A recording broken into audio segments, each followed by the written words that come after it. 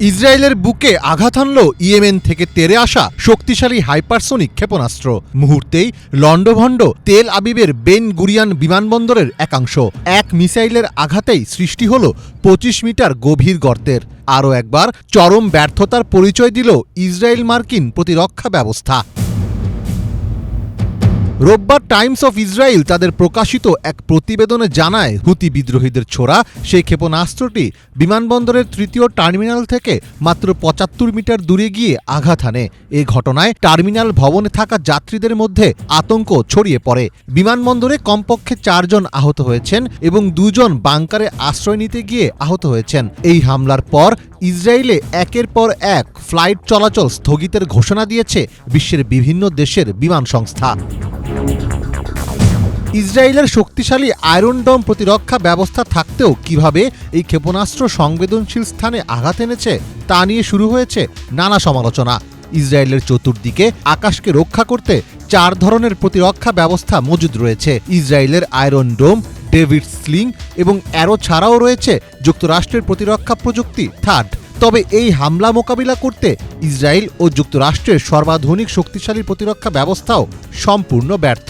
ইসরায়েলের প্রতিরক্ষা বাহিনী আইডিএফ স্বীকার করেছে যে তারা ক্ষেপণাস্ত্রটি ঠেকাতে একাধিকবার চেষ্টা করেও ব্যর্থ হয়েছে। স্থানীয়ভাবে ছড়িয়ে পড়া বিভিন্ন ভিডিও ফুটেজে দেখা গেছে তেল আবিবের আকাশে কালো ধোঁয়ার কুণ্ডলী উঠছে এবং আতঙ্কিত মানুষ রাস্তায় গাড়ি থামিয়ে নিরাপদ আশ্রয় খুঁজছেন। হামলার সময় মধ্য ইসরায়েল জুড়ে সাইরেন বেজে ওঠে এবং লক্ষ লক্ষ মানুষ আশ্রয় কেন্দ্রে চলে যায়। তেল আবিব সহ বিভিন্ন শহরে বোমা আশ্রয় কেন্দ্র রয়েছে, যেখানে বাসিন্দারা সাইরেন বাজলেই কয়েক সেকেন্ডের মধ্যে আশ্রয় নিতে পারেন। অনেকের বাড়িতেই বা ফ্লোরে বোমা আশ্রয় কেন্দ্র রয়েছে, যা সাধারণত বন্ধ থাকে, কিন্তু হামলার সময় খোলা হয় এবং প্রতিবেশীরা সেখানে একত্রিত হন। গত বছর জুলাই মাসে হুতিরা তেল আবিবে একটি ড্রোন হামলার দায় স্বীকার করে, যা ছিল শহরটিতে তাদের প্রথম প্রাণঘাতী ড্রোন হামলা।